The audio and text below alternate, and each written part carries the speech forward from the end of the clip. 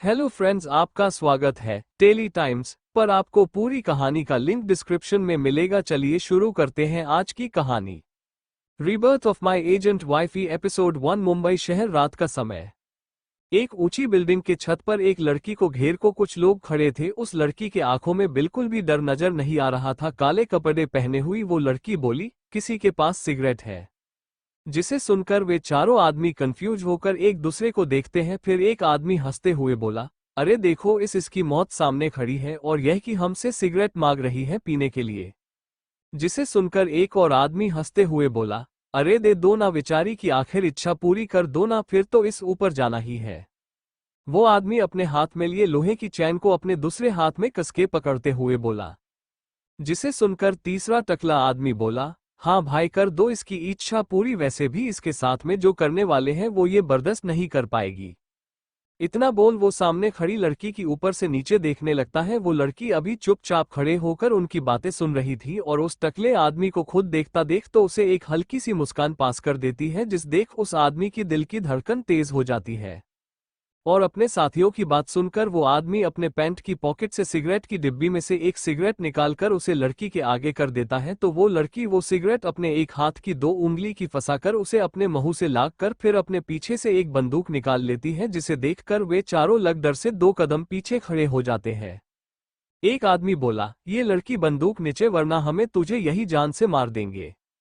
जिसे देख वो लड़की मुस्करा देती हल्का सा और फिर उसे बंदूक को ऊपर करके उसे गोली चलाने को होती है। तो उसमें से गोली की जगह हल्की सी आग की चिंगारी निकलती है, जिससे वो लड़की अपनी सिगरेट जलती है, जिसे देख सभी लोग राहत की सांस लेते हैं।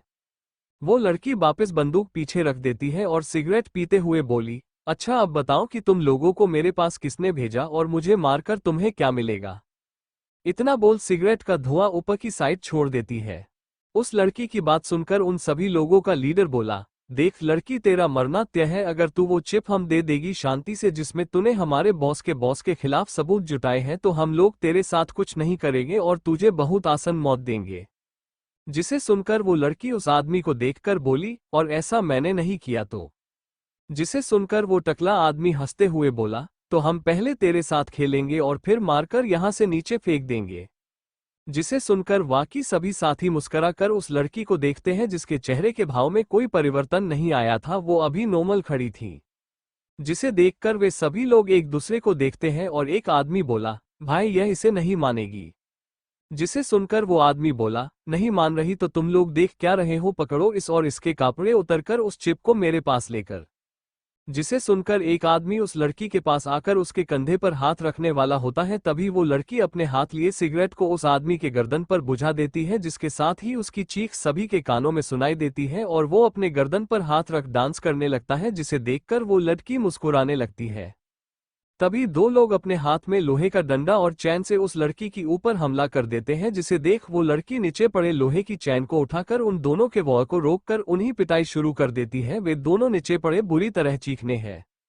जिसे देखकर वो लड़की उस चैन से एक एक कर दोनों आदमी का गला दबाकर मार देती है, जिसे देख वाकई के 2 लोग डर जाते हैं। उनमें से फिर एक उस लड़की की तरफ भागता उसे चाकू मारने के लिए, जिसे देख वो लड़की उसके वार से बचकर उसके पिछले भाग में लात मार देती है, जिससे वे आगे जाकर नीचे गिर पड़ता है। फिर वो लड़की उस आदमी के गर्दन पर पैर रखकर बोली, साले तू मोना को मारेंगे।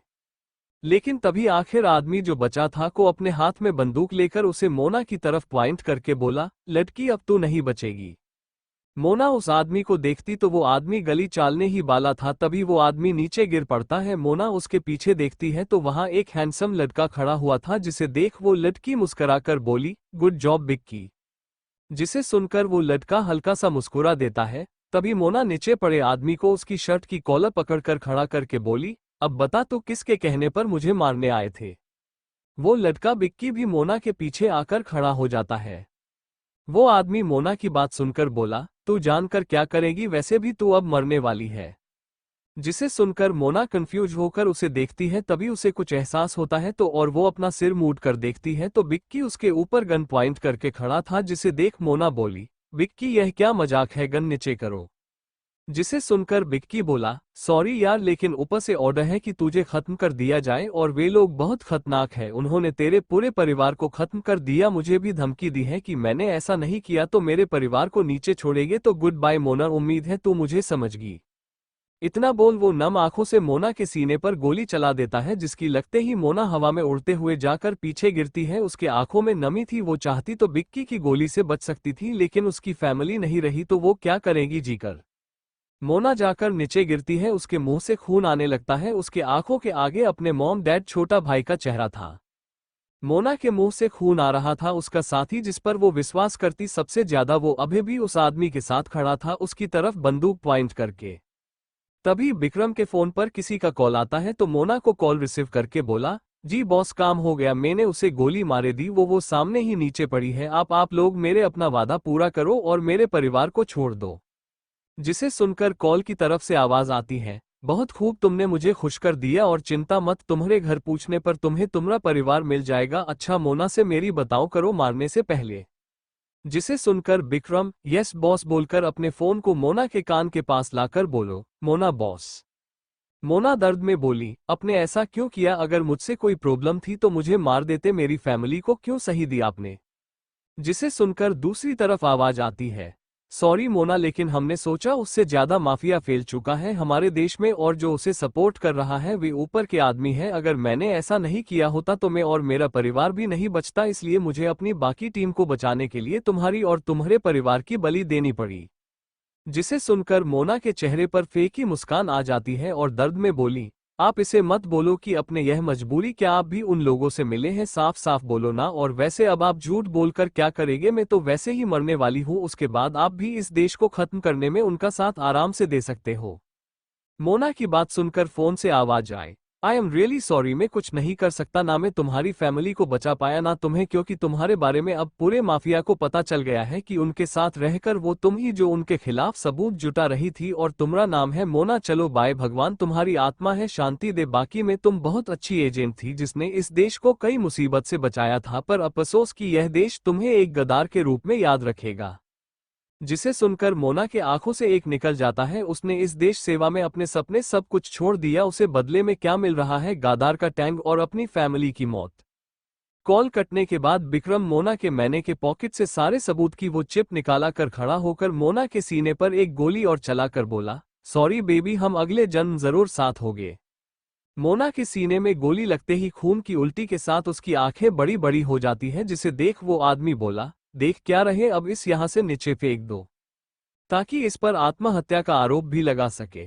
जिसे सुनकर विक्रम हाँ में सिर हिलाकर मोना को गोद में उठाकर उसे बिल्डिंग के कोने पर लाकर उसे नीचे फेंक देता है, जिससे वो तेजी से नीचे गिरने लगती है। जिसे देखकर विक्रम उसे आदमी को वो पेन ड्राइव देकर जिसमें सबूत थे और फिर दोनों वहां से अलग होकर चले जाते हैं। मोना नीचे गिर रही थी और उसके आंखें खोली थी, वो ऊपर देखकर मन बोल रही थी कि उसे ऐसी सजा की मिल रही है जबकि वो दुनिया और अपने देश को बचाने का काम कर रही थी। वो ये सोच रही थी तब टाइम वहीं रुक जाता है, जिसे कोई चमत्कार सा हो रहा है और मोना के आसपास के सफेद रोशनी फैलने लगती है जो उसे हवा में खड़ा कर देती है। मोना यह नजारा देख हैरान थी, फिर उसे कुछ एहसास होता है तो अपने सीने पर हाथ रख कर देखती है तो वहां ना कोई गोली थी ना खून। जिसे देख मोना कंफ्यूज होकर बोली, यह क्या हो रहा है, मैं ठीक और यह सब मुझे कुछ समझ क्यों नहीं आ रहा है, कौन कर रहा है। तभी एक आवाज आती है, ये मैंने किया ये। जिसे सुनकर मोना सामने देखती है, हवा में सफेद रोशनी में से एक हैंडसम आदमी बाहर आता है जिसके चेहरे के भाव बहुत अलग था और उसके तेज के आगे मोना को अपनी आंखें खोलना मुश्किल हो रहा था। वो ब्लैक कोट पैंट पहने हुआ था। मोना उसके आगे हाथ जोड़कर बोली, क्या आप गॉड हो। जिसे सुनकर वो लड़का हल्का सा मुस्कुरा कर बोला, नहीं मैं भगवान नहीं बल्कि काल हूँ जो लोगों के मरने के बाद उनके शरीर आत्मा लेने आता हूँ। जिसे सुनकर मोना डर से 2 कदम दूर होकर बोली, क्या काल देव हो आप, पर आप ना काले हो और आपके बड़ी बड़ी मूंछें और सिर पर मुकाट है, बल्कि तुम तो किसी मूव के हीरो की तरह लग रहे हो। जिसे सुनकर वो हैंडसम लड़का बोला, ये कोई मूव नहीं है लड़की, और तुम मरने वाली हो, जिसे ही टाइम चालू कर दूंगा तुम नीचे गिरकर मर जाओगी और फिर तुम्हारी आत्मा को ले जाऊंगा। जिसे सुनकर मोना डरते हुए बोली, तो आपने ये सब क्यों किया। जिसे सुनकर काल देव बोले, देख लड़की तेरे साथ गलत हुआ है और केवल तू ही थी जो इस दुनिया को बचा सकती थी, लेकिन तूने गलत लोगों पर विश्वास करके सब कुछ खत्म कर दिया। जिसे मोना उदास होकर हाँ में सिर हिला देती है। मोना फिर अपने घुटनों के बल बैठकर रोते हुए बोली, उन्होंने मेरी फैमिली को क्यों मारा, उनकी क्या गलती थी? मैं तो इस दुनिया के लोगों को बचाने के लिए खुद की जान की परवाह ना कर सारे माफिया को खत्म करना चाहती थी, बस इसमें मेरी भी क्या गलती थी? मोना को इस तरह रोता हुआ दिखकर वो हैंडसम लड़का बोला, तुम्हें नहीं पता तुमने क्या गलती की? मोना ना में सिर हिला देती है। तो लड़का बोला, तुम्हारी पहली गलती खुद से किसी और पर विश्वास करना। जिसे मोना अपना सिर ऊपर करके उस लड़के को देखने लगती है नम आंखों से, और उसे याद आता है कि वो विक्रम और अपने बॉस पर कितना विश्वास करती कि छोटी छोटी जानकारी जो उसे माफिया में रहकर जिसे वो पानी जान पर खेलकर जुटती है उसे अपने बॉस देती, जो उसका क्या करते थे इसके बारे में उसने कभी नहीं सोचा। तभी वो हैंडसम लड़का अपने हाथ की 2 उंगली ऊपर करके बोला, तुम्हारी दूसरी गलती, तुम्हें पता ही नहीं तुम कौन लोगों से लड़ रही हो और उनकी पॉवर क्या क्या है और उनके साथ कौन कौन काम करते हैं। जिसे सुनकर वो सोचने लगती है कि उसके बॉस उसे जो करने को बोलते वो वही करती। उसे पता नहीं था कि जिसे मारने जा रही है वो क्या करता है। उसका काम सिर्फ अपने बॉस का ऑर्डर मानकर विक्रम और अपनी टीम के साथ काम करना था, बल्कि विक्रम बॉस से बात करता था कि अब उन्हें किन लोगों या गैंग को पकड़कर मरना है या इनके खिलाफ सबूत लाना है। ये बात भी सही है इस कालदेव की। वो लड़का फिर अपनी तीसरी उंगली ऊपर करके बोला, मोना तुम्हारी तीसरी गलती है कि तुम जिनके लिए एजेंट का काम करती थी तुम्हें उनके बारे में कुछ नहीं पता था कि सच में ये लोग देश और दुनिया का भला चाहते भी या नहीं। जिसे सुनकर मोना सोचने लगती है कि जब वो कॉलेज में थी और वो सोच रही थी कि उसे क्या इंडिया सरकारी एजेंसी जिन्हें मान्यता प्राप्त है सरकारी और वे अपने एजेंट भेजते हैं अलग अलग देशों में क्या हो रहा है या देश में कहां कहां माफिया राज है उनके बीच एजेंट का करते हैं वहां अप्लाई करने का, लेकिन उसने अपने दोस्त विक्रम की बात मानकर एक प्राइवेट एजेंसी के साथ काम करने को हाँ बोल दिया जो खुद को देश हित के लिए काम करने वाले कहते थे, तो वो मान गई और उनके लिए काम किया। मोना ये सोच रही थी और उसे अब अपनी गलतियां का एहसास हो रहा था। तभी सामने खड़ा वो हैंडसम लड़का बोला, और तुम्हारे परिवार की मरने की वजह भी तुम्हें हो मोना। जिसे सुनकर मोना कंफ्यूज होकर बोली, मैं कैसे हुए भला? जिसे सुनकर वो लड़का बोला, तुमने अभी सारी फैमिली के बारे सारी जानकारी उन्हें लोगों को बता दी बिना ये जाने कि इससे तुम्हारी फैमिली की जान को भी खतरा हो सकता है, और अब उस चीज का नतीजा देखो, तुम्हारी फैमिली को ही उन्होंने पहले मारा बाद में तुम्हें। जिसे सुनकर मोना को एहसास हुआ कि उसने अपनी फैमिली के बारे में केवल विक्रम को ही बताया था क्योंकि वो उसके बहुत करीब आ गया था और वो दोस्त से उसका प्यार बन गया था, जिससे उसे उस पर आंखें बंद करके विश्वास हो चुका था और उसी ने उसकी पीठ पर छुरा गोफा। मोना ये सोच रही थी तभी वो लड़का बोला, तो अब तुम्हारी मौत की सारी वजह पता चल गई तो भगवान को दोष मत दो और नीचे गिर के मरने के लिए तैयार हो जाओ। जिसे सुनकर मोना उसे देखने लगती तो वो लड़का पलटकर जाने लगता है, जिसे देखकर मोना एकदम से खड़े होकर बोली, सोनो कालदेव, मुझे उन लोगों से अपने किए विश्वासघात का बदला लेना और अपनी फैमिली का भी। जिसे सुनकर वो लड़का मुस्करा कर बोला, अच्छा कैसे लोगी, तुम तो मारने वाली समझो कि मर ही चुकी हो। जिसे सुनकर मोना बोली, आप मुझे एक मौका दे दो प्लीज, अपनी सारी गलियां सुधार करके उन लोगों का अंत करने का जिन्होंने मेरा सब कुछ मुझसे छीन लिया। जिसे वो लड़का बोला, अच्छा पर ऐसा क्यों करूं, तुम्हारे बदले से मुझे क्या करना, मेरा काम तुम्हारे शरीर से तुम्हारी आत्मा ले जाना, मरने के बाद तो मैं कर रहा हूं। जिसे मोना बोली, क्योंकि तुम्हें मेरी जरूरत है। जिसे सुनकर वो लड़का हैरान होकर मोना को देखने लगता है तो मोना अपने चेहरे पर मुस्कान लाकर बोली, तुम्हें मेरी जरूरत नहीं होती तो तुम कभी मुझे मेरी गलतियां नहीं बताते मरने से पहले, और अब तुमने बता दिया इसके मतलब तुम्हें भी मेरी जरूरत है, तुम्हें चाहते हो कि मैं इस दुनिया और जियो अभी। जिसे सुनकर वो लड़के चेहरे पर मुस्कान आ जाती है और मोना को देखकर बोला, सच में तुम्हें बहुत तेज हो, मेरी सोच भी ज्यादा, और तुमने मेरा टेस्ट भी पास कर लिया, इसलिए तुम्हें एक मौका तो देना बनता है। जिसे मोना भी खुश होकर बोली, थैंक्स, लेकिन आपको मेरी क्या जरूरत क्यों है, मैं समझी नहीं। जिसे सुनकर वो लड़का बोला, समय आने पर तुम्हें पता चल जाएगा, जब हम फिर मिलेंगे तब तक तुम अपना बदला लो, उसके बाद मैं फिर आऊंगा तुम्हारे पास तुम्हें तुम्हारा असली मकसद बताने की, क्यों तुम्हें दूसरा मौका मिला। जिसे सुनकर मोना कुछ बोलती या पूछती उससे पहले ही वो आदमी गायब हो जाता है, साथ में सफेद रोशनी भी, और उसके आंखों के आगे अंधेरा छा जाता है। विक्रम अपनी सारी टीम के कार से एक विला के अंदर प्रवेश करता है, उसकी टीम 3 लड़के और एक लड़की, वे पांचों लोग उस विला के अंदर आते हुए तो सामने उनका बॉस एक बूढ़े आदमी के साथ सोफे पर बैठकर टीवी पर चल रही ब्रेकिंग न्यूज देख रहा था, जिसमें एक लड़की अपने हाथ में माइक लेकर बोल रही थी कैमरे में देखकर।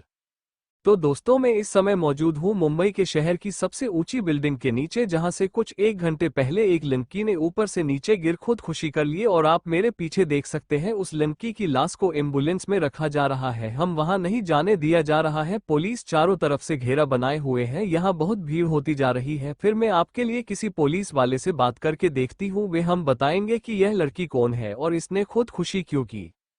इतना बोल वो रिपोर्टर लड़की अपने हाथ में माइक लेकर किसी बड़े पुलिस अधिकारी के पास जाने लगती है, लोगों को साइड करते हुए। टीवी देख रहे वो बूढ़ा व्यक्ति विक्रम और उसकी टीम को सामने रखे सोफे पर बैठने का इशारा करता है चुपचाप, जिसे समझकर वे सभी लोग एक दूसरे को देख फिर अपने बॉस को देखते हैं तो वो अपने होठों पर उंगली रख उन्हें बैठने का इशारा कर रहे थे, जिसे देख सभी पांचों लोगों बैठ जाते हैं। विक्रम एक लड़की और आदमी के साथ बैठता है और उसके सामने वाले सोफे पर बाकी के दो लोग और उनके बीच पर वो बूढ़ा व्यक्ति और उनका बॉस बैठकर सामने टीवी को देख रहे थे गौर से, जहां मोना की मौत की न्यूज आ रही थी, जिसे देख वे लोग भी देखने लगते हैं। वो रिपोर्टर लड़की एक पुलिस के मुंह के आगे कैमरा करके बोली, सर क्या आप हमें और हमारे दर्शकों को बताएंगे कि यह लड़की कौन है और इसने खुदकुशी क्यों की। जिसे सुनकर वो पुलिस वाला कैमरे में देखकर बोला, जी बिल्कुल, इसके बारे में सभी को पता होना चाहिए ताकि लोगों को पता चल सके कि कुछ मासूम से देखने वाले लोग जो हमारे आस पास ही होते हैं, हम उन्हें पहचान नहीं पाते हैं, लेकिन वो हमारे देश और समाज के लिए कितने खतरनाक हो सकते हैं इसका हम अंदाजा भी नहीं होता। और जरूरी नहीं वो लड़का हो, वो इस लड़कियां भी हो सकती हैं जो कुछ पैसे के किसी को भी मार सकती है। और ये लड़की उन्हें में से एक जिसके पूरे फैमिली ने खुदकुशी कर लिए जब उन्हें इसके बारे में पता चला कि यह लड़की जिसका नाम मोना था वो दूसरे देश की एजेंट बनकर काम करती थी कुछ पैसे के लिए। हमें इसके घर फैमिली के लाश के साथ बहुत सारा काल धन और हमारे देश की कई इस जानकारी और पेपर मिले जो और देश के हाथ लग जाते तो पता नहीं क्या होता। साथ में ये भी पता चला कि इस लड़की का असली टारगेट हमारे देश के पीएम सर थे। जिसे सुनकर वो लड़की रिपोर्टर शॉक होकर बोली, सच में सर, अगर ऐसा था तो इसने खुदकुशी क्यों की, यह भागी कि नहीं। जिसे सुनकर वो पुलिस वाला बोला, शायद इसलिए कि इसे पता चल गया था कि पुलिस को इसके बारे में सब कुछ पता चल गया है और कभी भी इसे गिरफ्तार करने आ सकती है, तो इसने पहले अपनी बंदूक से खुद के सीने में 2 गोली मारकर ऊपर से नीचे कूदकर खुदकुशी कर ली। जिसे सुनकर वो लड़की और बाकी रिपोर्टर भी हैरान हो जाते हैं जो वहां पीछे कर उसे पुलिस की बात सुनकर रहे थे। वो पुलिस वाला फिर वहां से चला जाता है और उसके जाते ही वो लड़की अपने कैमरे की तरफ देखकर बोली, तो आपको लोगों ने सुना कि यह लड़की जिसका नाम मोना था वो विदेशी देशों के लिए एजेंट का काम करती थी और पता नहीं उसने कितने वे गुना लोगों को मारा होगा कुछ पैसे के लिए। वो लड़की आगे बोलती उससे पहले वो बूढ़ा व्यक्ति टीवी बंद कर अपने पास बैठे आदमी से बहुत बोला, गुड, तुमने अच्छा काम और तुम्हारी टीम से मैं बहुत खुश हुआ, तुम सबको इसका इनाम मिलेगा। इतना बोल वो अपने पीछे खड़े बॉडीगार्ड से बोला, राणा, इन्हें इनका इनाम दो।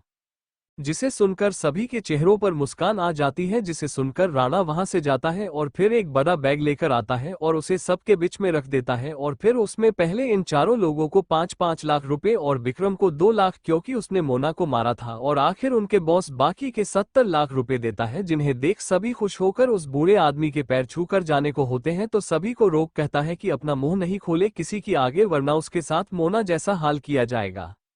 जिसे सुनकर सभी लोग डरकर ना में सिर हिला देते हैं और फिर सभी वहां से चले जाते हैं खुश होकर अपने सपने घर। नेक्स्ट मॉर्निंग, अभी तक पूरे अखबारों और न्यूज चैनलों से सभी को पता चल गया था कि जो लड़की ने खुद बखुशी की उसका नाम मोना था और एक एजेंट थी। दूसरी तरफ एक बड़े से हॉस्पिटल के एक रूम में एक लड़की बेड पर लेटी थी बेहोश। उसके कानों में टीवी की आवाज सुनाई देती है जिस पर मोना की खबर चल रही थी, तो लड़की एकदम से अपनी आंखें खोल लेती है और सामने दीवार लगी टीवी पर न्यूज देखने लगती है। वो नर्स जो टीवी पर मोना की न्यूज देख बोल रही थी, अच्छा हुआ मर गई कामिनी, बताओ, कुछ पैसे के लिए अपने देश के खिलाफ चली गई, इस लड़कियों को पैदा होते ही मार देना चाहिए। वो लड़की जब उस नर्स की बात सुनती है और टीवी पर न्यूज देखती है जहां पूरा देश उसे गालियां दे रहा था तो चीखते हुए बोली, नहीं, मैंने कुछ नहीं किया, मैं अपने देश से गद्दारी नहीं की। जिसे सुनकर वो नर्स पलटकर शॉक होकर बोली, आपको होश आ गया। इतना बोल वो भागकर उसे रूम से निकलकर डॉक्टर बोलकर चली जाती है। बेड पर लेटी लड़की के आंखों से आंसू बह जा रहे थे और चीखते हुए बोल रही थी कि उसने कुछ नहीं किया, उसने अपने देश से गद्दारी नहीं की। एक बड़ी सी कंपनी के ऑफिस के सीईओ के केबिन में एक आदमी कुर्सी पर बैठा हुआ था और उसके हाथ लैपटॉप की कीबोर्ड पर तेजी से चल रहे थे। देखने में कभी हैंडसम और सीरियस चेहरा लिए वो एक टक लैपटॉप की स्क्रीन पर देखे हुए अपनी उंगलियां चला रहा था। तभी लैपटॉप के पास टेबल पर रखा उसका फोन बजने की आवाज आती है तो वो एक नज़र उसे देखने के लिए अपनी शांत और गहरी आंखों को लैपटॉप की स्क्रीन से हटा को अपने फोन को देखता है तो वहां डॉक्टर नाम शो होता देख उसके हाथ की उंगलियां वहीं रुक जाती है। वो आदमी फिर अपना फोन उठाकर कॉल रिसीव करके फोन को कान पर लगता है तो दूसरी तरफ डॉक्टर की आवाज आती है, मिस्टर ओबरॉय, आपकी वाइफ कोमा से बाहर आ गई है। जिसे सुनकर उस आदमी के चेहरे पर कोई मुस्कान नहीं आई थी बल्कि उसने थोड़े देर के लिए अपनी आंखें बंद कर ली थी। दोनों तरफ से एकदम कोई कुछ नहीं बोल रहा था। कुछ देर बाद वो लड़का अपनी आंखें खोलकर बोला, ओके, उसका ध्यान रखना, तब मैं आता हूं। जिसे सुनकर डॉक्टर की आवाज आती है, जो मिस्टर ओबरॉय, आप चिंता ना करें, मैं और हमारे हॉस्पिटल के सभी स्टाफ आपकी वाइफ का पूरा ध्यान रखेंगे। उस डॉक्टर की बात सुनकर वो आदमी बस हम बोलकर कॉल काट देता है और अपना फोन वापस टेबल पर रखकर गहरी सांस लेकर बोला, तो तुम्हें होश आ गया। ये बोलते हुए उसके चेहरे के भाव बहुत अलग थे जिसे देखकर बताना थोड़ा मुश्किल था कि ये आदमी खुश या गुस्सा, ना ये कि उसे अपनी वाइफ के होश में आने से कोई दुख हुआ है या खुशी। वो आदमी फिर अपने टेबल के पास लगे एक बटन को दबा देता है तो एक पतला सा 21 साल का लड़का डोर खोलकर अंदर आकर अपना सिर नीचे करके बोला, जी बॉस। जिसे सुनकर वो आदमी अपनी कुर्सी से खड़ा होकर अपना फोन और लैपटॉप बंद करके उसे बैग रखते हुए बोला, रवि, मैं हॉस्पिटल जा रहा हूं तो तुम ऑफिस देखना, और हाँ, आज के जो भी मीटिंग हो उसे कल रख देना, और जब तक बहुत जरूरी काम ना हो तो मुझे कॉल मत करना। जिसे सुनकर सामने खड़ा लड़का बोला, जी बॉस। जिसे सुनकर वो आदमी अपने वही अंदाज में अपने हाथ में अपना बैग लेकर केबिन से बाहर चला जाता है। जिसके जाने के बाद रवि गहरी सांस लेकर बोला, चलो अब पूरे दिन इस खड़ूस आदमी की शकल नहीं देखनी होगी। वैसे हॉस्पिटल क्यों जा रहे हैं बॉस? क्या मैडम को होश आ गया? पता नहीं, पर ना आए तो अच्छा है। उन्होंने इस आदमी से शादी करके अपनी लाइफ की सबसे बड़ी भूल की थी जिसका वजह से वो हॉस्पिटल में है। आदित्य ओबरॉय से कोई लड़की शादी करने का मतलब उसकी पूरी लाइफ बर्बाद। इसके अंदर कोई फीलिंग ही नहीं है यार, पत्थर दिल है, पूरा पत्थर दिल। खैर, मेरे कहने से क्या होता है, अब तो प्रिया मैडम के किस्मत में जो लिखा वही होगा। इतना बोल वो वहां से चला जाता है। आदित्य ओबरॉय अपनी कार में बैठकर हॉस्पिटल जा रहा था। आगे सीट पर एक आदमी जो ओबरॉय खानदान का नौकर था और उसकी उम्र करीब 45 साल होगी, वो कार ड्राइव करते हुए पीछे सीट पर बैठे आदमी को देख रहा था। उसके ऊपर गए छोटे आईने से उसे समझ नहीं आ रहा था उसके मालिक आज हॉस्पिटल क्यों जा रहे हैं, क्या प्रिया मैडम को देखने? लेकिन इन्हें तो उनसे कोई फर्क नहीं पड़ता था कि जिंदा या मर गई, फिर क्यों जा रहे हैं? घर में बाकी लोगों की तरह ही उन्होंने भी तो उनका कभी अच्छा नहीं सोचा, बस शादी के बाद उन्हें घर में छोड़ दिया जहाँ इनके साथ कैसा व्यवहार होता है इससे इन्हें कोई फर्क नहीं पड़ता है। इनको लाइफ में केवल अपना काम ही बस, और कुछ नहीं। तभी उसके कानों में कड़क आवाज आती है पीछे से आदित्य ओबरॉय की, जो लैपटॉप पर अपना काम कर रहा था। तुमरा मुझे घूरना हो गया हो तो कार ड्राइव करने पर ध्यान दो। जिसे सुनकर वो आदमी जल्दी से हाँ में सिर हिलाकर कार को तेजी से हॉस्पिटल की तरफ ले जाने लगता है। आदित्य अपना सिर ऊपर करके कुछ सोचकर मन में बोला, उम्मीद है अब तुम्हारा दिमाग ठिकाने पर गया होगा कि आदित्य ओबरॉय के साथ रहना आसान नहीं है। तुम मौत लड़कर आई हो और जिसे तुम गई थी वे लोग अभी भी खुश होकर रहे हैं क्योंकि तुम में उनसे लड़ने की हिम्मत नहीं थी, और मुझे ऐसी लड़कियां नहीं पसंद। हो अपने लिए नहीं लड़ पाए तो हमारे लिए क्या लड़ेगी? आदित्य यह सोच ही रहा था तभी कार हॉस्पिटल के आगे रुकती है और आदित्य कार से उतरकर सीधा हॉस्पिटल के अंदर चला जाता है और कार ड्राइवर गहरी सांस लेकर कार को पार्किंग एरिया में ले जाता है। हॉस्पिटल के अंदर उस रूम में वो लड़की हैरानी से अपने हाथ में लिए आईने में खुद की शक्ल देखे जा रही थी और बेड के दोनों तरफ डॉक्टर और नर्स खड़े जो कंफ्यूज लग रहे थे क्योंकि जब नर्स ने उन्हें बताया तो वो खुश हो इन्हें देखने आए तो ये रोए जा रही थी और खुद को मोना बता रही थी। तब डॉक्टर ने इस लड़की को बताया कि यह कोई मोना नहीं बल्कि प्रिया आदित्य ओबरॉय है, जिसे मानने के लिए ये लड़की तैयार नहीं थी, इसलिए इस कांच में इसकी शक्ल दिखाई तो कब से उसे घूरे जा रही थी। वो लड़की बोली, मेरी शक्ल चेंज कैसे हो गई? क्या हुआ मेरे साथ? मुझे कुछ समझ क्यों नहीं आ रहा है।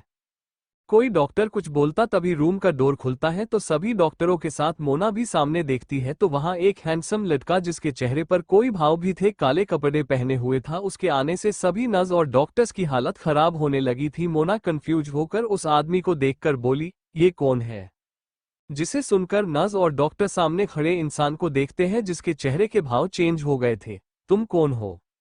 जिसे सुनकर डॉक्टर और नर्स घबराकर सामने खड़े इंसान को देखते हैं जिसके चेहरे के भाव चेंज हो गए थे। वो आदमी फिर अंदर आने लगता है, जिसे देख डॉक्टर कुछ बोलता उससे पहले वो आदमी बेड पर बैठी लड़की से बोला, मैं तुम्हारा हस्बैंड आदित्य ओबरॉय हूँ। जिसे सुनकर वो लड़की हैरान होकर डॉक्टर को देखती है तो डॉक्टर हाँ में सिर हिला देता है। आदित्य फिर उस लड़की के पास बेड पर बैठकर उसके सिर के बालों में हाथ फेरने के लिए जैसे ही अपना हाथ उसके बालों तरफ ले जा रहा था, तभी वो लड़की एकदम से उस लड़की का हाथ पकड़कर बोली, तुम ये क्या कर रहे हो, दूर रहो मुझसे। आदित्य के चेहरे पर एक मिनट के लिए शौक के भाव आते हैं, जिन्हें वो तुरंत छुपाकर अपना हाथ वापस लेकर पास खड़े डॉक्टर से बोला, कोई मुझे बताया कि मेरी वाइफ मुझे पहचान क्यों नहीं रही है, क्या कोमा से बाहर आने के बाद इनकी याददाश्त भी चली गई है। आदित्य की बात सुनकर एक डॉक्टर बोला, सर हम कुछ समझ नहीं आ रहा है कि क्यों खुद को और कोई बता रही है, याददाश्त जाने पर भी ऐसा नहीं होता है। डॉक्टर की बात सुनकर आदित्य अपनी वाइफ को देखकर बोला, तुम कौन हो। जिसे सुनकर वो लड़की अपना नाम मोना बताने वाली होती है, तभी उसके कानों में एक आवाज आती है, तुम ये क्या करने जा रही हो मोना, मैंने तुम इस लड़की का शरीर इसलिए दिया था ताकि तुम अपनी असलियत छुपाकर अपना बदला ले सको, और तुम इन्हें अपने बारे में बताकर अपने लिए मुसीबत खड़ी कर रही हो। मोना दुनिया के नजरों मर चुकी, और अगर तुमने खुद को मोना बताया तो ये लोग तुम्हें गिरफ्तार करा देंगे, इसलिए तुम किसके बॉडी में हो, तुम्हें अब उसकी पहचान से जीना है और मोना के एक एक दुश्मन को मारना है।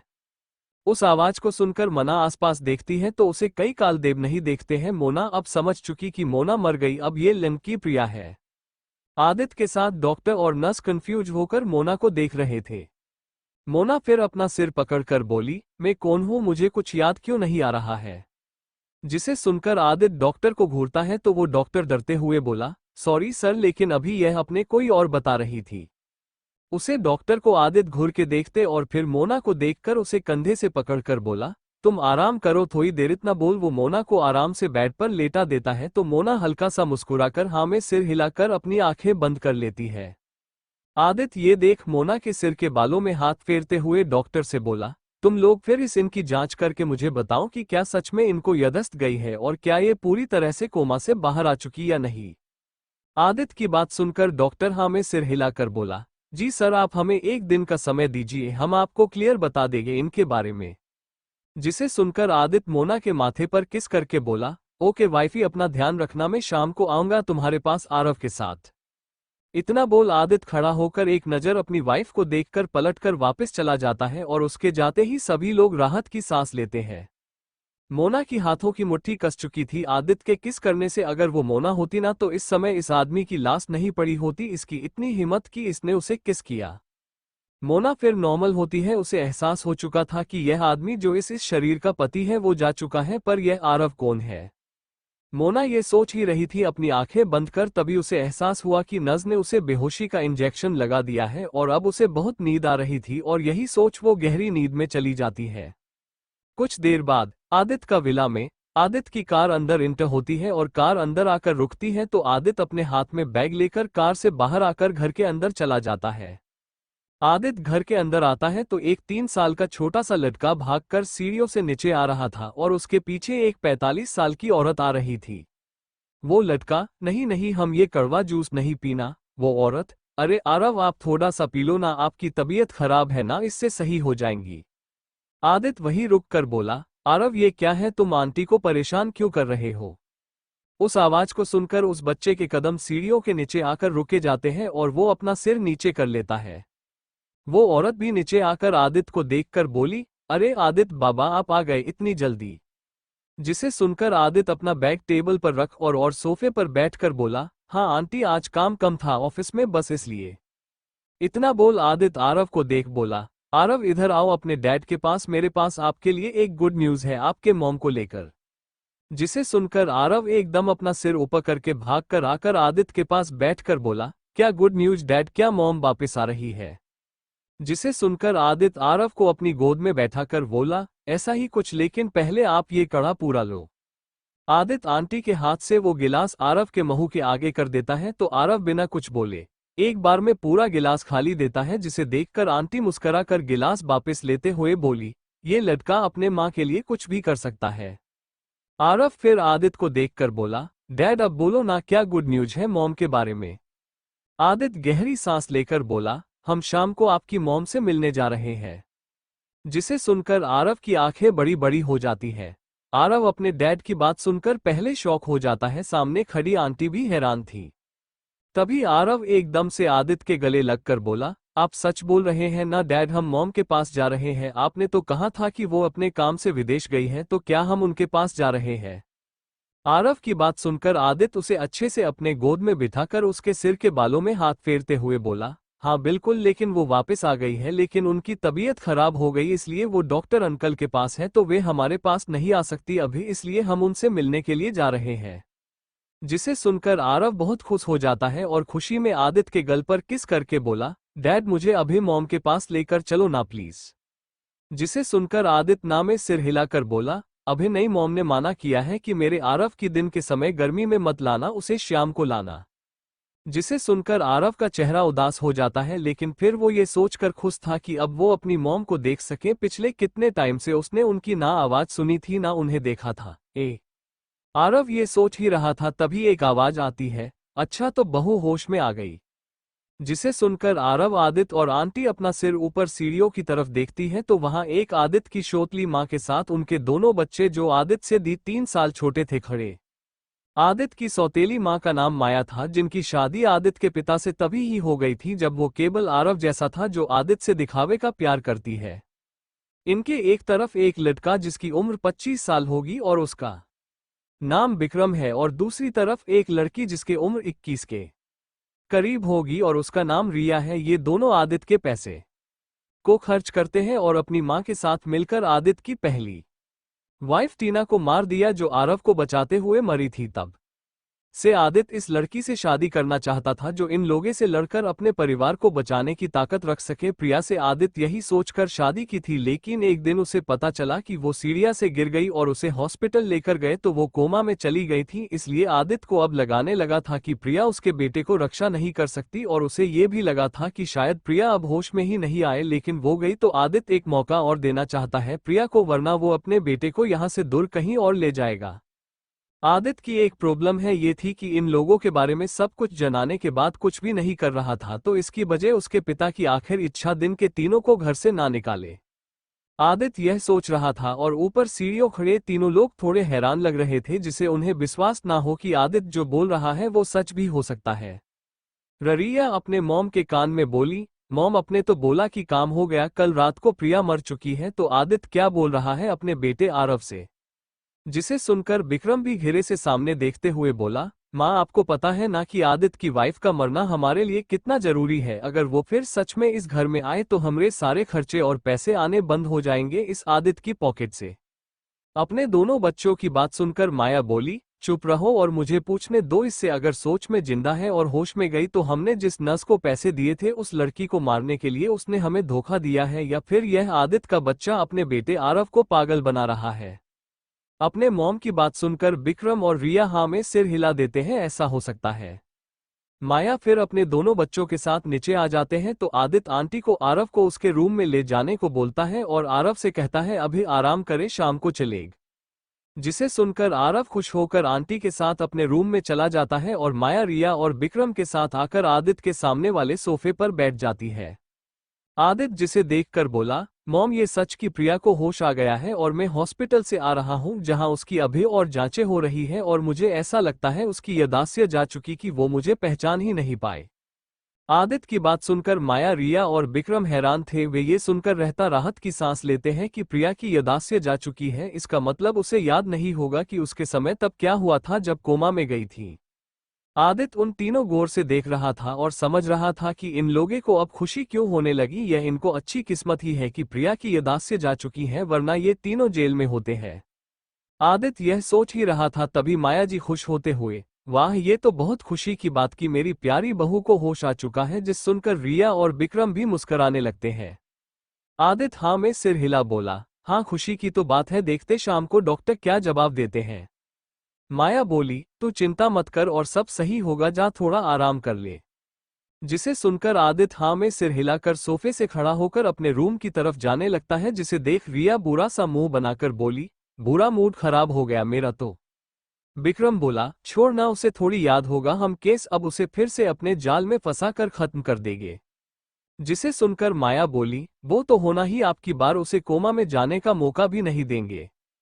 हॉस्पिटल में मोना अभी बेहोश बेड पर लेटी थी। हॉस्पिटल के रूम के बेड पर उसकी जांच से डॉक्टर कंफ्यूज थे। उन्हें जब कुछ समझ नहीं आता तो वो सोचते हैं कि अभय आदित्य से यही कहना सही होगा कि उनकी वाइफ ज्यादा समय तक कोमा में रहने के बाद सभी को भूल गई है, तो उन्हें थोड़ा टाइम लगेगा। मोना जब बेहोशी में थी तभी फिर उसे वो आदमी दिखाई देता है जिसने उसे इस लड़की का शरीर दिया था। मोना खुद को इस समय गहरे सफेद रोशनी में पाती है जहां सामने वो आदमी एक कुर्सी पर बैठा हुआ था। उसे देख ऐसा लग रहा था कि वो कहीं का किंग हो। मोना उसके सामने खड़े होकर बोली, मुझे कुछ पूछना है आपसे कालदेव। जिसे वो आदमी मुस्करा कर बोला, तभी तो तुम्हें ये बुलाया है मोना, ताकि तुम्हें तुम्हारे सभी सवालों के जवाब मिल सकें। जिसे सुनकर मोना बोली, अपने मुख उस लड़की का शरीर क्यों दिया जिसका एक पति भी और उसका शरीर बहुत कमजोर है? मैं इस अपने दुश्मनों से बदला कैसे ले पाऊंगी?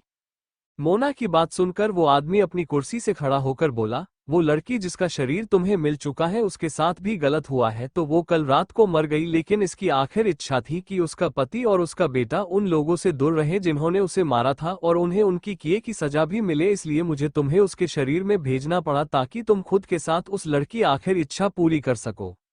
जिसे सुनकर मोना बोली, लेकिन मैं उसके पति और उसके बेटे को अपना प्यार नहीं दे सकती। मेरे अंदर अब किसी के भी से प्यार करने की इच्छा नहीं है और ना मैं उन पर विश्वास कर सकती है। ये गलियां मैं फिर से नहीं कर सकती।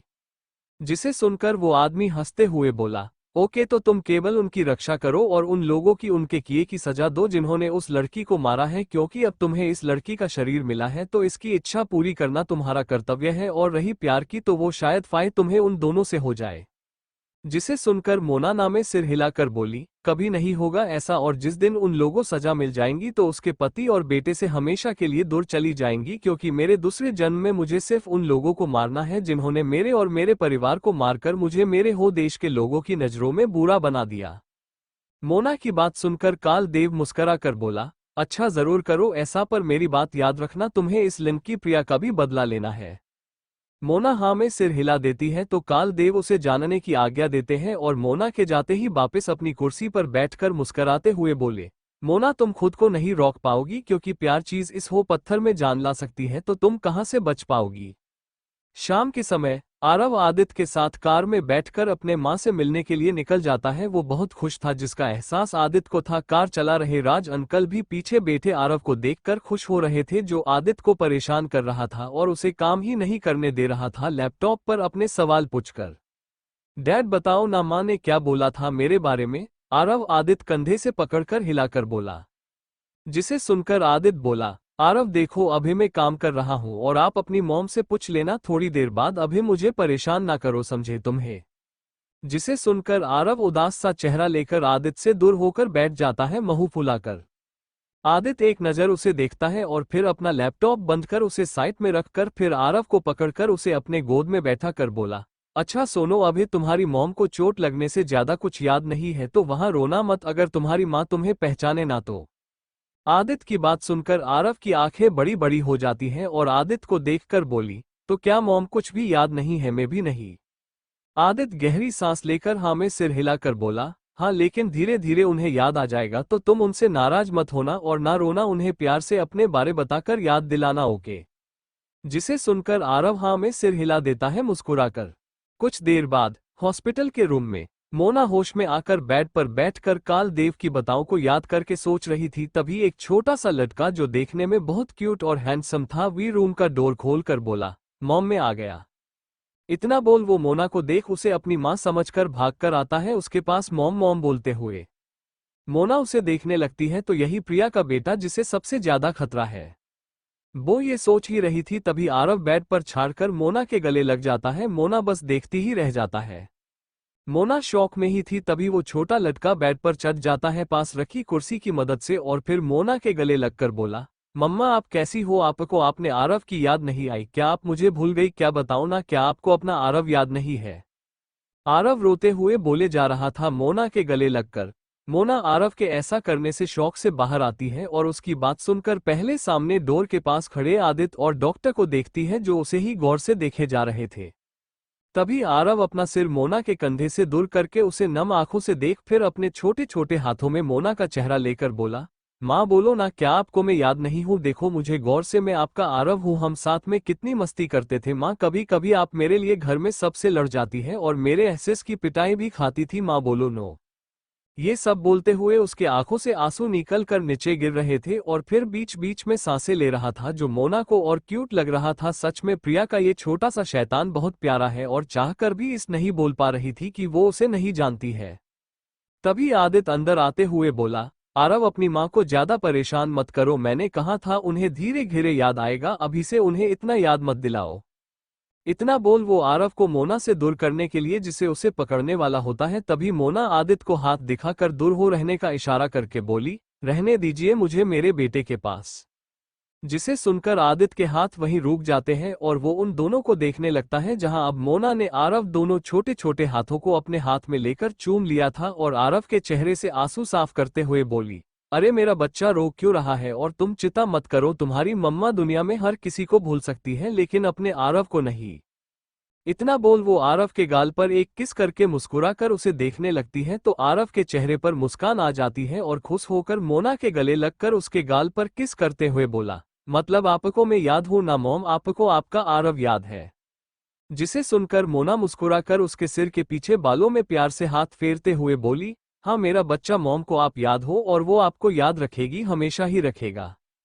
और कसके उसे अपने सीने से चिपका लेती है और एक नजर आदित्य को देखती है, जिसके चेहरे पर कंफ्यूज और खुशी दोनों वाले भाव थे, लेकिन मोना उसे इग्नोर कर देती है। वो आरव को तो उसकी माँ का प्यार देने की कोशिश कर सकती है क्योंकि उसे उसकी बहुत जरूरत है, वो अभी बहुत छोटा है और अभी ये नहीं समझ पाएगा कि उसकी माँ अब इस दुनिया में नहीं रही और वो और कोई है। लेकिन आदित्य जो प्रिया का पता है, उससे उसे कोई फर्क नहीं पड़ता है, क्योंकि उसे प्यार चाहिए तो और भी लड़कियों के पास जा सकता है। और भी मर्द को एक औरत से प्यार ही कब होता है, वो चाहे उसकी वाइफ कितनी भी खूबसूरत और अच्छी क्यों ना हो उसके लिए, पर वो फिर भी बाहर कहीं ना कहीं अपना मुंह फैलने चला ही जाएगा। यही सोच मोना सिर्फ आरव पर ध्यान देती है, जो प्रिया की जिम्मेदारी है उसके पास, बस बाकी उसे अपना बदला लेने पर ध्यान देना है। बाकी का ये जाने या इसका काम, उससे उसे कोई फर्क नहीं पड़ता है, उसके लिए ये आदमी यहाँ है ही नहीं, वो हमेशा यही समझेगी। आदित्य जब अपनी बीवी प्रिया को खुद को इस तरह से इग्नोर करता हुआ देखता है, उसे अंदर से बहुत बुरा लगता है। पहली बार प्रिया ने उसे इग्नोर किया, वरना हमें उसके पीछे पड़ी रहती थी और इसकी वजह शायद वो ही, उसने कभी प्रिया को प्यार नहीं किया, उसके लिए वो सिर्फ उसके बेटे की माँ थी बस, और कुछ नहीं। और वो हमेशा काम में खुद को बिजी रखता था, पर आज उसे एहसास हो रहा है कि प्रिया को उस समय कैसा लगता होगा जब वो उसे ज्यादा समय इग्नोर ही करता था और ये बेचारी उसके पीछे ही पड़ी रहती थी। पर वो अपनी पहली वाइफ को प्यार करता था। प्रिया से शादी तो केवल आरव के लिए हुई था ना, लेकिन ऐसा नहीं है कि उसके दिल में प्रिया के लिए कुछ भी नहीं है। जब उसे पता चला था प्रिया के एक्सीडेंट के बारे में तो उसे बहुत दुख हुआ था, और जब कोमा में चली गई तो रोया भी था अकेले में। ये सिर्फ उसे पता है उसके दिल में क्या है, वो कभी बताया हो नहीं पाया प्रिया को। आदित्य ये सोच ही रहा था, तभी उसके कानों में आरव की आवाज आती है, जो अब मोना के गोद में बैठा हुआ था। डैड आप क्या सोच रहे हैं? देखो मॉम को सब याद है, वो मुझे प्यार कर रही है। जिसे सुनकर आदित्य और मोना एक दूसरे को देखते हैं। आदित्य फिर आरव से बोला, आरव जिद नहीं करो बेटे, आपकी मॉम को अभी आराम की जरूरत है, तो आप उन्हें परेशान मत करो।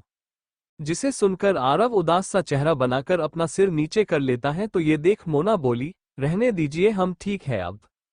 जिसे सुनकर फिर आदित्य कुछ नहीं बोलता है और वो डॉक्टर से बात करने के लिए चला जाता है। रूम से बाहर आकर डॉक्टर और आदित्य उसके केबिन की तरफ चले जाते हैं, मोना यानी प्रिया के बारे में बातें करते हुए। और इधर मोना आरव को अपने साथ ही लेट करा उसके सिर पर हाथ फेरने लगती है और वो मोना से चिपका हुआ था। कुछ देर बाद आरव सो जाता है। मोना ये देख उसके माथे पर किस देती है, बहुत प्यारा बच्चा है ये। तभी उसे डोर खोलने की आवाज सुनाई देती है, तो वो जल्दी से अपने आंखें बंद कर लेती है। आदित्य रूम में आकर अपने बीवी बच्चे को इतने दिनों बाद जब साथ में सोता देखता है, तो उसके दिल के बहुत सुकून मिलता है और मोना की तरफ बेड के पास आकर खड़ा हो जाता है और अपना उठाकर मोना के सिर पर हाथ फेरने लगता है, जिससे मोना को अंदर से बहुत गुस्सा आने लगा था और उसने सोच लिया था कि इस आदमी ने उसके साथ कोई भी उल्टी सीधी हरकत की तो सबसे पहले इसी जान से मार देगी। लेकिन आदित्य ऐसा कुछ भी नहीं करता है। वो नीचे झुक अपने बीवी बच्चे के माथे पर किस करके बोला, गुड नाइट माय फैमिली। तुम दोनों को इस तरह सोता देखने के लिए तो कब से बेचने था, आज मुझे चैन की नींद आ जाएंगी शायद। इतना बोल एक बार और मोना के माथे पर हाथ फेर सामने सोफे पर जाकर लेट जाता है अपनी आंखें बंद करके। मोना को एहसास होता है कि अब ये आदमी उसके पास नहीं है, तो वो अपनी आंखें खोलकर देखती है तो सामने सोफे पर आदित्य को सोता हुआ देखने लगती है। ये आदमी क्या है, इसके चेहरे के भाव कुछ और बोलते हैं और ये करता कुछ और है। ये करीब आता है तो लगता है ये कुछ मेरे साथ करने की कोशिश जरूर करेगा, लेकिन ये ऐसा कुछ भी नहीं करेगा, बल्कि ये जो करता है वो ये देखता नहीं है। मोना फिर गहरी सांस लेकर इस चीज को इग्नोर कर देती है और सामने खड़ी में टाइम देखती है तो अभी केवल 9 ही बजे थे, अभी टाइम है, और यही सोच वो अपनी अपनी आंखें बंद कर लेती है। तभी आदित्य अपनी आंखें खोल लेता है और मोना को सोते हुए देख बोला, प्रिया तुम ऐसी नहीं थी, तुम तो मुझे देखकर डरने लगती थी, लेकिन अब वो डर तुम्हारी आंखों में दिखाई नहीं देता है और यह बात काफी अजीब है। पता नहीं, शायद उस हादसे के बाद तुम्हारी सोच बदल गई हो और तुम मुझे उन सब का अपराधी समझती हो, लेकिन सच में उस दिन बहुत बिजी था, लेकिन मेरी गलती थी कि मैं सही समय पर नहीं आया था। जब तक आया तब तक शायद देर हो चुकी थी। उस पल का जिम्मेदार अभी भी आदित्य खुद को मानता था कि वो अपनी वाइफ की ही रक्षा नहीं कर पाया था और यही वजह थी कि उसे बहुत कम नींद आती थी रात को, पर अब तो उसकी वाइफ ठीक है तो फिर उसे अब तो नींद आ जानी चाहिए ना। यही सोच वो अपनी आंखें बंद कर लेता है। नेक्स्ट मॉर्निंग सूर्योदय। आदित्य की नींद टीवी की आवाज से खुलती है। बहुत बड़ी खबर है, सुबह सुबह पूरे मुंबई शहर को हिलाने वाली खबर आई है सामने। इंडिया के एक खुफिया एजेंसी के एक अधिकारी की लाश एक होटल के नीचे पड़ी हुई थी। इस समय वो आदमी कोई कपड़े नहीं पहने हुए आदमियों से देखी नहीं जा रही थी इस आदमी की बॉडी, लेकिन सवाल ये कि इस आदमी ने हालत में क्यों खुदकुशी की है, क्या वजह होगी। और हम ये भी पता चला कि ये वही आदमी भी मोना के साथ काम करता था, पर इसने उसका साथ नहीं दिया, तो इसने ऐसा क्यों किया, हम लगातार इस चीज पता लगा रहे हैं। विक्रम अपनी आंखें खोलकर टीवी पर न्यूज को देखता है और फिर सामने बेड पर बैठी अपनी बीवी को, जो खुश होकर ये न्यूज देख रही थी, उसके पास ही आरव भी सो रहा था। आदित्य मोना को देख बोला, तुम कब से न्यूज चैनल देखने लगी, तुम्हें तो ये पसंद ही नहीं था, और वैसे तुम तो आरव के साथ कार्टून देखना पसंद करती थी ना। आदित्य की बात सुनकर मोना, जो टीवी पर न्यूज देख रही, वो बिना आदित्य को देखे बोली, मुझे अब ये पसंद है। ये बोलते हुए उसके चेहरे पर एक टेढ़ी मुस्कान आ जाती है, जिसे देख आदित्य कंफ्यूज हो जाता है। आदित्य फिर सिर हिलाकर मोना के पास आकर बोला, अच्छा ठीक है, अब अपना सामान पैक करो और हम घर जा रहे हैं। तुम ठीक हो, डॉक्टर से मैंने बात कर ली है। आदित्य बेड पर मोना के पास बैठकर बोला, और इतना बोलकर उसका हाथ पकड़ने को होता है तो मोना अपना हाथ पीछे करके आदित्य को देखने लगती है। तो आदित्य गहरी सांस लेकर बोला, सॉरी। इतना बोल वापस खड़ा होकर दूसरी तरफ जाकर अपने बेटे आरव के सिर पर हाथ फिर उससे उठाने लगता है। मोना ये देखकर कुछ नहीं बोलती है, बस बेड से उतरकर खड़ी हो जाती है और फिर चुपचाप बाथरूम में चली जाती है। और विक्रम बस देखता है रह जाता है कि इतने महीने तक प्रिया बेड से उठी नहीं है और अब एकदम से बिना किसी हेल्प के चल सकती है कैसे। लेकिन वो इस पर ज्यादा ध्यान नहीं देता है, आरव को उठाने लगता है जो बुरा सा मुंह बना रहा था नींद में ही। आरव उठो, तुम्हें स्कूल नहीं जाना क्या, सोने दो ना डैडू। आरव थोड़ी सी आंखें खोलकर बोला, जिसे देख आदित्य कुछ सोच अपने उंगली आरव के पेट पर चलाने लगता है, जिससे आरव एकदम से अपनी आंखें खुलकर जोर जोर से हंसने लगता है और आदित्य को रोकने को बोलने लगता है। आरव की हंसने की आवाज मोना तक भी पहुंच रही थी, जो बाथरूम में खुद को आईने में देख रही थी। मोना मुस्करा कर बोली, हंसने का मन तो मेरा भी हो रहा है, मैंने अपने एक दुश्मन को मार दिया और अब एक एक सब मरे जाएंगे, कोई नहीं बचेगा, कोई भी नहीं। मौत का ऐसा गंदा खेल होगा जिसे ये दुनिया जो मेरी मौत पर खुश हो रही थी, वे सभी लोग को एहसास होगा कि उन्होंने क्या खोया था। ये सब बोलते हुए मोना के चेहरे पर एक अलग ही भाव थे, जिन्हें देख कोई भी डर जाए। उसे देख ऐसा लग रहा था कि वो अपने आंखों से सब कुछ जलाकर राख कर देगी। इतना बोल वो कुछ याद करने लगती है। कल रात 1 बजे के समय एक बड़े 5 स्टार होटल के एक रूम में एक आदमी बेड पर लिटा था, केवल नाइट सूट पहने हुए, और वो किसी का इंतजार कर रहा था। तभी डोर नॉक होता है तो वो खुश होकर जाकर डोर खोलकर बोला, बेबी तुम आ गई। लेकिन सामने किसी और को देख वो कंफ्यूज होकर बोला, जी मैडम आप कौन। सामने खड़ी लड़की उस आदमी की बात सुनकर मुस्करा कर बोली, क्या हुआ, क्या मैं आपको पसंद नहीं आए।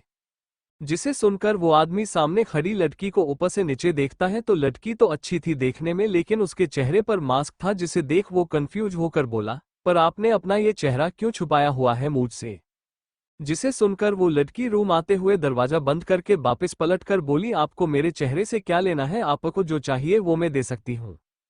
इतना बोल वो अपने पहनी शर्ट निकाल देती है जिससे वो लड़की की खूबसूरत कमर शरीर देखने लगता है। नीचे उसने बस अपने सीने को छुपाने को केवल एक छोटा सा कपड़ा पहने हुआ था, लेकिन वो आदमी ये देखकर उसके अंदर का कमीनापन बाहर आने लगता है और उस लड़की के पास आकर उसे देखकर बोला, बेबी इतना बहुत है।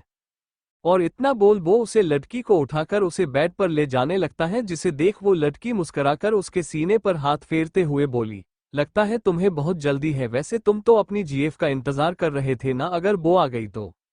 जिसे सुनकर वो आदमी अपने बाहों में पकड़ी लड़की को बेड पर आराम से लेटा कर बोली, कोई फर्क नहीं पड़ता है जान, वैसे भी वो किसी और की जीएफ है तो उसके आने ना आने से कोई फर्क नहीं पड़ता, जब तुम हो तो वो ना आए तो अच्छा होगा। इतना बोल वो अपने नाइट सूट निकाल देता है जिससे अब वो केवल अंडरवियर में था, और उस लड़की के ऊपर आकर उसके गर्दन पर किस करने को होता है। तभी कोई डोर नॉक करता है जिसकी आवाज सुनकर वो लड़की बोली, शायद वो आपकी जीएफ आ गई, मुझे कहीं छुपना होगा। वो आदमी हाँ में सिर हिलाकर बोला, ओके तुम बाथरूम में जाओ, तब तक मैं उसे भागा कर आया। जिसे सुनकर वो लड़की बाथरूम में चली जाती है और वो आदमी जाकर कर डोर खुलती है तो सामने एक लड़की खड़ी थी जो अंदर आकर बोली, अजय यार तुम मुझे इतने रात को होटल रूम में मत बुलाया करो, अगर विक्रम को किसी दिन पता चल गया तो वो हम दोनों को मार देगा। जिसे सुनकर वो आदमी अजय उस लड़की को खुद से चिपका कर बोला, टीना तुम डरो नहीं, कोई फर्क नहीं पड़ता, वैसे उस साले ने भी तो मोना को धोखा दिया तो तुम उसे दे रही हो, इसमें डर कैसे। इतना बोल अजय टीना को कैसे करने लगता है जिसमें उसका साथ देने लगती है टीना। वो लड़की बाथरूम का डोर खोलकर इस सब अपने फोन में रिकॉर्डिंग कर रही थी और उसके आंखों में नमी थी क्योंकि वो और कोई नहीं मोना थी जो हॉस्पिटल से यहाँ आई थी। इस लड़की टीना के लिए विक्रम ने उसे धोखा दिया था, जो विक्रम के दोस्त के साथ ही ये सब कर रही है। अच्छा है इसे आदमी के साथ तो ऐसा होना चाहिए था, पर आज उसके हाथ से ये आदमी जरूर मरेगा। मोना लाल आंखों से अजय को देखकर बोली, जो अब टीना को बेड पर लाकर उसके साथ वो सब करने भी लगा था। ये देख मोना अपना फोन का कैमरा बंद कर डोर भी लगाकर अपने पैंट में से एक चाकू निकाल लेती है। मोना डोर बंद करके डोर से पीठ टेका कर गहरी सांस लेती है और खुद के अंदर उठ रहे फीलिंग को शांत करती है। उसकी पिछले जन्म की सबसे बड़ी भूल थी कि उसने विक्रम जैसे लड़के से प्यार किया और उस पर विश्वास किया था, और अब बदले में विक्रम को भी इस लड़की से धोखा ही मिल रहा है। पर उसे इस लड़की को कुछ नहीं करना, अभी तो केवल इस लड़के अजय की बारी है जो उसके बहुत अच्छा दोस्त होने की बात करता है, और इसने भी उसके मौत में उसके दुश्मन के साथ था तो इस मौत मिलेगी ही।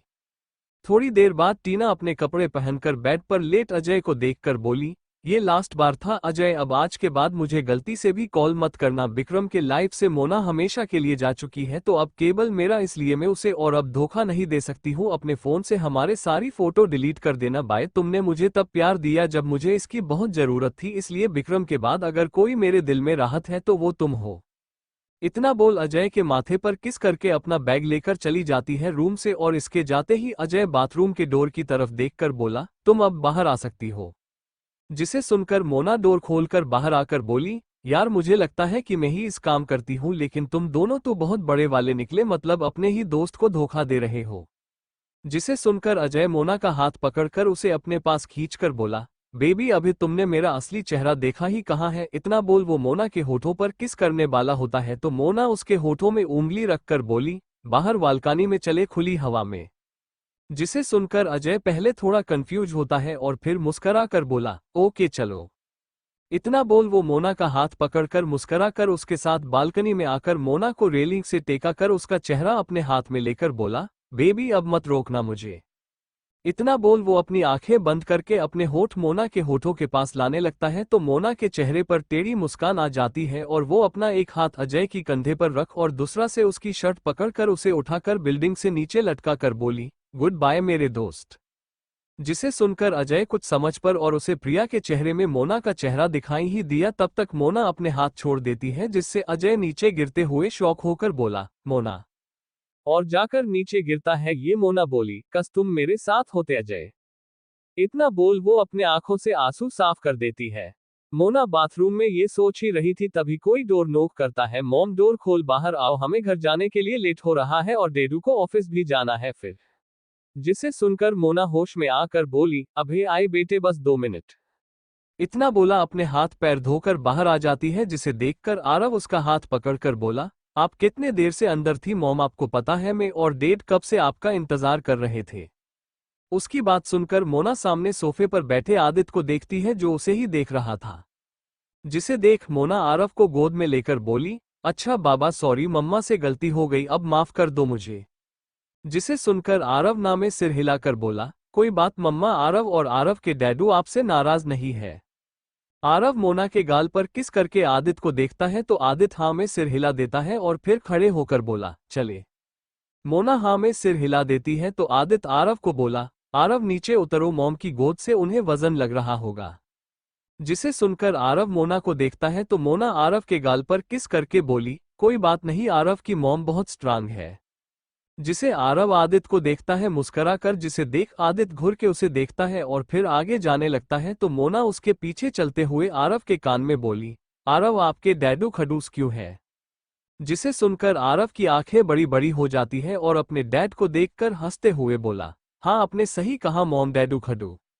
लेकिन वो आगे कुछ बोलता उससे पहले मोना उसके मुंह पर हाथ रखकर उसे घूरती है और फिर आदित्य को देखती है जो पलटकर उन्हें देख रहा था तो मोना बोली, क्या हुआ, रुक क्यों गए, चलो ना।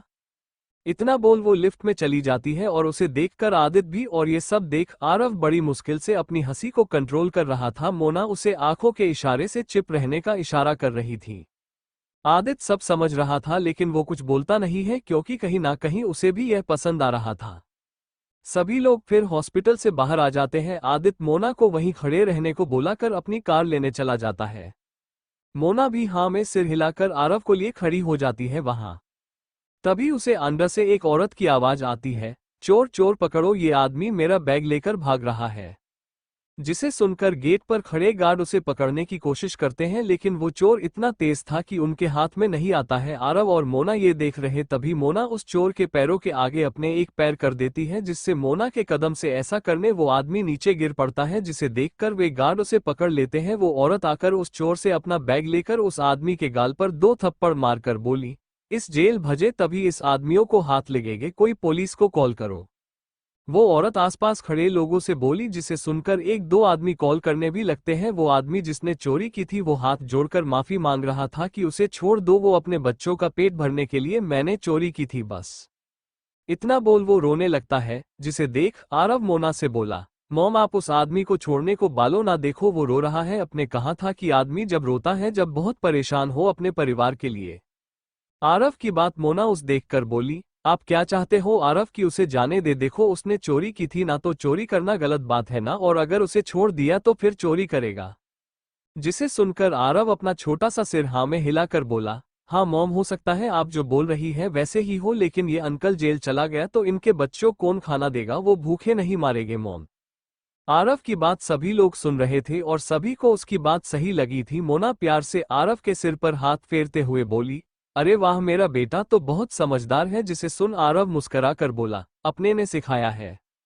यानी प्रिया ने। मोना समझ गई थी कि प्रिया दिल की कितनी साफ थी और वो आरव को अपने अच्छे संस्कार देकर गई है।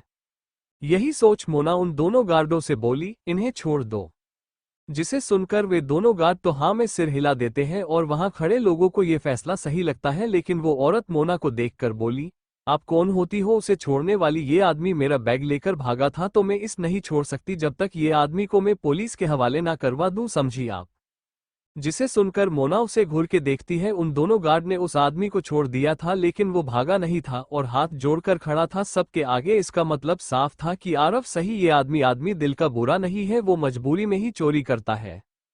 और वो उस बैग वाली औरत की बात सुनकर हाथ जोड़े ही बोला, माफ कर दो मैडम, मैं अपने बच्चों की कसम खा रहा हूं, मैं आगे से ऐसा नहीं करूंगा पक्का।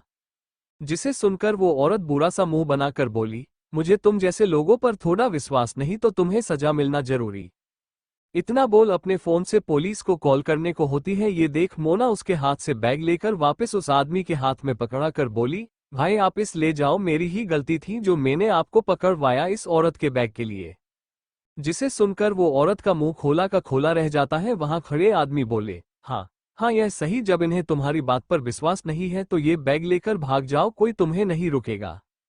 जिसे सुनकर वो आदमी वापस उस औरत को बैग पकड़ा कर बोला, नहीं नहीं अब नहीं करनी मुझे चोरी, इस छोटे बच्चे ने मेरी आंखें खोल दी है।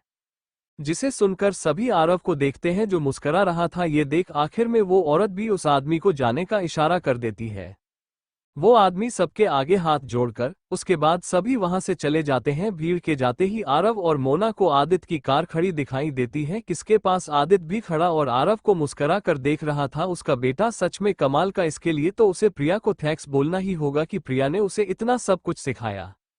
आदित्य ये सोच ही रहा था, तभी वहां मोना आरव का हाथ पकड़े आस जाती है तो आदित्य उनके लिए कार डोर खोलकर खड़ा हो जाता है, जिसे देख आरव कार में आगे सीट पर बैठ जाता है। जिसे देख आदित्य बोला, आरव आप पीछे जाओ, यह मॉम की सीट है ना। जिसे सुनकर आरव को छोटा सा मुंह हो जाता है तो मोना बोला, रहने दीजिए वो बच्चा और मैं उसे गोद में ले लूंगी। इतना बोल मोना भर बैठ जाता है और आरव को अपनी गोद में बैठा लेती है। ये देख आदित्य डोर बंद करके कार के दूसरी तरफ आकर बैठकर कार चालू कर उसे घर की तरफ ले जाने लगता है। एक बेड से हॉस्पिटल के रूम का डोर खोलकर एक डॉक्टर और विक्रम उसके और टीना जब उस रूम आते हैं तो वहां लाशें थी, जिन्हें देखकर टीना और एक लड़की अपने मुंह पर हाथ रख लेती है। वो डॉक्टर फिर उन्हें बेड नंबर 21 के पास लाकर लाश के ऊपर से चादर हटा है थोड़ी तो उसे एक एक पल के लिए सभी अपने चेहरे दूसरी तरफ मूड लेते हैं। इतने ऊपर से गिरने से अजय की लाश पहचान नहीं आ रही थी। डॉक्टर फिर वापस उस चादर ओढ़ देता है। विक्रम विश्वास नहीं हो रहा है कि अजय ने खुदकुशी की है। विक्रम के पास खड़ा लटका विनोद बोला, जिसे सुनकर विक्रम गहरी सांस लेकर बोला, लग तो ऐसा ही रहा है। फिर सब वहां से बाहर आ जाते हैं उस रूम से बाहर वो डॉक्टर वहां से चला जाता, बाकी सभी वहां खड़े हो जाते हैं। एक नया लड़का मोना के मौत के बाद नया भर्ती हुआ, देखने में अभी स्टूडेंट हो लग रहा था, उसके आंखों में चश्मा पहने हुए था। वो बोला, सर मैं कुछ बोल सकता हूँ क्या? जिसे सुनकर विनोद बोला, तू क्या बोलेगा? एक दिन तुझे हमारे साथ काम करते हुए नहीं हुआ, तू हमें सहला देगा। उसकी बात वो लड़का माफी मांगता है। तभी उसके पास खड़ी लड़की राशि बोली, सॉरी विनोद सर, लेकिन राम भी हमारी टीम का हिस्सा है तो उसे बोलने का हक है। क्या पता हमें कोई आइडिया मिल जाए जिससे हम पता चल कि ये खुद खुशी था या हमारा कोई दुश्मन है। जिसे सुनकर विनोद बुरा सा मुंह बनाकर बोला, क्या यार तुम एक बच्चे की हेल्प लोगो? पर सर राम को इसीलिए हमारे बॉस ने हमारी टीम में जोड़ा है क्योंकि उसका दिमाग बहुत तेज है। जिसे सुनकर विनोद खुश बोलता विक्रम बोला, विनोद राशि सही बोल रही है, अपनी बात बोलने का सभी को हक है। तुम्हें बताओ राम, तुम्हें क्या लगता है अजय की मौत के पीछे का सच है? क्या हो सकता है? जिसे सुनकर सभी राम देखते हैं, जो खुश होकर अपना चश्मे को देखकर बोला, थैंक्स, और मुझे ये साफ साफ मर्डर केस लग रहा है। जिसे सुनकर विनोद अपने दोनों हाथ ऊपर कर बोला, लो और ले लो बच्चे को सहला, इस ये मर्डर लग रहा है, जबकि पुलिस ने और बाकी सभी को ये केवल खुद खुशी लग रहा है। पर मुझे तो खुद खुशी भी नहीं लग रही है। अजय को पीने की और लड़कियों की इतनी गंदी आदत लाग थी, उसके आगे उसे कुछ दिखाई भी नहीं देता था और यही वजह ही अपना घर छोड़कर होटल रूम में ज्यादा रहता था, ज्यादा नशे में गिर गया होगा बस। विनोद की बात सुनकर सभी सोच में पड़ जाते हैं कि सच है। राशि विक्रम को देख बोली, सर आपको क्या लगता है? जिसे सुनकर विक्रम अपनी सोच से बाहर बोला, राम और विनोद दोनों की बात सच हो सकती है, हमें कल रात का पता तो लगाना ही होगा। अच्छा वैसे टीना, तुम्हारा इसमें क्या ख्याल है? विक्रम अपने पास खड़ी टीना को देखकर बोला, जो चुपचाप खड़ी थी। बाकी लोग भी टीना को देख रहे थे तो टीना सभी देखती है और फिर विक्रम को देखकर बोली, मैं विनोद की बात से सहमत हूँ। विक्रम, अजय को मैं भी बहुत दिनों से नोटिस कर रही थी, उसका व्यवहार चेंज हो रहा था, साथ में वो मुझे भी कभी अलग नजरों से देखता था। टीना की बात सुनकर विक्रम हैरान होकर उसका चेहरा अपने हाथ में लेकर बोला, क्या तो तुमने मुझे बताया क्यों नहीं, मैं उसे छोड़ता नहीं। जिसे सुनकर टीना हल्का सा मुस्कुराकर विक्रम का हाथों को अपने हाथों में लेकर बोली, क्योंकि मैं नहीं चाहती थी कि मेरी वजह से तुम दोनों लाडो और हमारी टीम में फूट पड़ जाए, और वैसे भी उसके साथ बहुत बुरा हो चुका है तो उसके लिए अपने अपने दिल में नफरत नहीं रखना चाहिए। जिसे सुनकर विक्रम गहरी सांस लेकर बोला, ओके छोड़ो, फिर इस केस को हम यही छोड़ देते हैं। जिसे सुनकर सभी हाँ में सिर देते हैं और हॉस्पिटल से बाहर आकर अपनी अपनी गाड़ी में बैठकर चले जाते हैं। टीना और विक्रम एक ही कार में थे। टीना अभी भी विक्रम के चेहरे पर अजय के लिए गुस्से के भाव देख पा रही थी, पर उसे ऐसा करना ही था वरना उसका सच सबके सामने आ जाता कि कल रात वो अजय के साथ उसके साथ बेड पर थी और उसके जाने के बाद अजय की मौत हो गई। टीना अजय पर ही सारा इल्जाम लगा दिया और खुद बच गई। अब उसे कोई डर नहीं है कि विक्रम को कभी इस बारे में पता भी चलेगा। यही सोच वो टीना विक्रम के कंधे पर सिर रखकर बोली, विक्रम तुम्हें मुझ पर विश्वास तो है ना कि मैं तुम्हें धोखा नहीं दे सकती।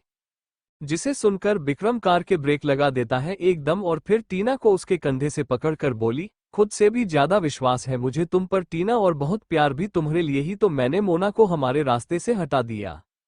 जिसे सुनकर टीना के चेहरे पर बड़ी सी मुस्कान आ जाती है और वो विक्रम को किस करते हुए बोली, थैंक्स विक्रम, मुझ पर इतना भरोसा करने के लिए। मैं मरना पसंद करूंगी लेकिन तुम्हें धोखा देना नहीं, मोना की तरह।